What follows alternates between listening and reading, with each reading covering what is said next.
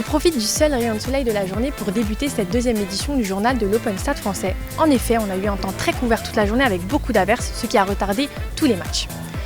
On commence avec un petit pan foot. Les Bleus hier ont perdu et ont quitté l'Euro contre l'Espagne.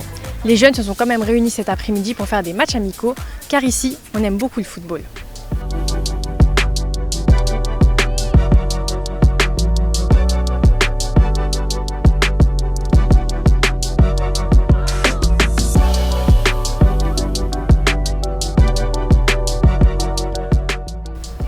Et puisqu'on parle des Français, les derniers matchs de qualification pour les 32e de finale ont eu lieu aujourd'hui. Je suis curieuse de voir quand même le parcours de nos Françaises. Tout de suite le brief de Nathan.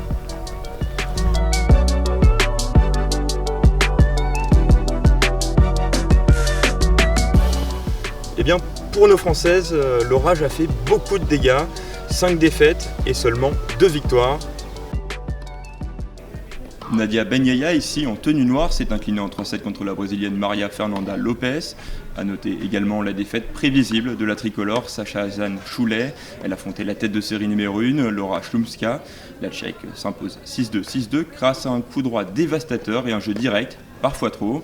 Ainsi, sur les 6 premières têtes de série, Laura Chlumska est donc la seule à s'imposer en 2-7.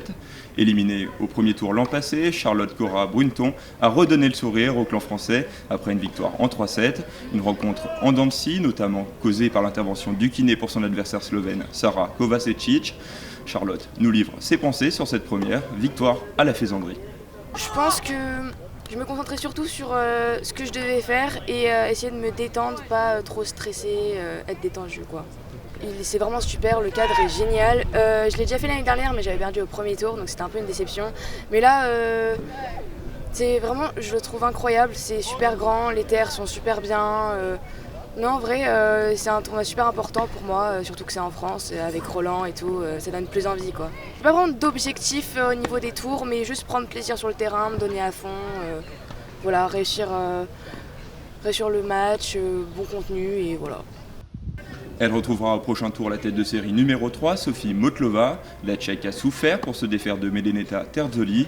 L'Italienne avait pris la première manche et a fini par céder sur le court numéro 1. En parallèle, sur le court numéro 2, une autre Italienne, Sofia Ferraris, s'inclinait en 3-7. Opposée à la tête de série numéro 5, l'Ukrainienne Anastasia Nikolaeva. Un match qui a débuté à 9h30 et s'est achevé à 13h à cause de la pluie, d'une longue pause toilette et d'un litige qui a poussé un juge-arbitre à intervenir. Enfin, on termine avec la première double bulle de la semaine, une performance signée par la Coréenne Yeseo Park contre l'Australienne Vesna Marinkov.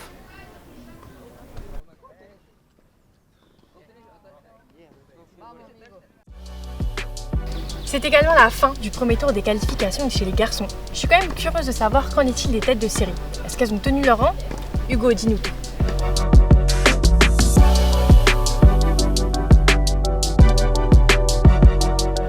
Et oui Lina, une chose est sûre, de nombreuses surprises ont eu lieu lors de la fin de ce premier tour de l'Open Stade français sur la terre battue de la Faisanderie. À l'image du jeune prodige roumain Andrei Radu, tête de série numéro 1 qui s'impose sans trembler 6-3, 6-4.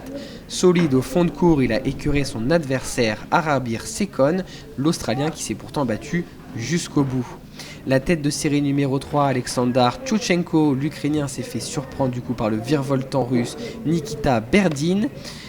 Au terme d'un match sous haute tension, en témoignent les plusieurs interventions du juge arbitre adjoint, le jeune russe l'emporte en 2 manches nettement, 6-2, 6-1. Ça coince également pour notre tricolore Quentin Dodin, tête de série numéro 7, qui s'incline contre l'Algérien Nasser Gouli en 2-7, après avoir pourtant mené 5-3 dans la première manche. Score final 7-5, 6-2. Venu avec la délégation africaine, l'Algérien a partagé sa joie pour sa première participation à un Tennis Europe. Ouais, ça va. J'ai commencé, c'est mon premier tennis Europe là. Et j'ai tombé contre un très bon Français. Il joue bien là. C'était une tête série numéro 7. Ouais, ça va, je suis satisfait. J'ai pas eu de problème. J'ai bien joué, j'ai bien géré mon match et j'ai gagné. Autre Français en lice, Raphaël Tao Kuang qui affrontait le Kazakh Rodion Tregel. Le Français, tête de série numéro 15, s'est emparé au bout du suspense de la première manche 7-6 avant de totalement s'effondrer après les plusieurs interventions de la pluie. Score final 5-7, 6-4, 6-1 pour le Kazakh. Cependant, 2 autres Français ont tout de même brillé lors de la fin des premiers tours de la 34e édition de l'Open Stade français sur le cours 1 et 2. Vêtus de blanc, nos Frenchies ont ferraillé face à la redoutable délégation sud-américaine. Le premier d'entre eux, Swan Reeves, était opposé au Colombien Samuel Pedraza Castellanos. Mené pourtant 4-0 dans la première manche, le Français a totalement retourné la situation, 6-4, 6-1. Son compatriote Léo Anité a suivi le même chemin face à l'Uruguayen Maxime Garonnet, 6-2, 6-4. Et on termine cette édition avec de belles images. Une délégation chinoise venue de Guangzhou est venue observer le déroulé du tournoi. Jacques, le directeur de l'Open Stade français, s'est vu offrir une magnifique figurine en forme de dragon. Allons-nous vers une délocalisation du tournoi vers la Chine ?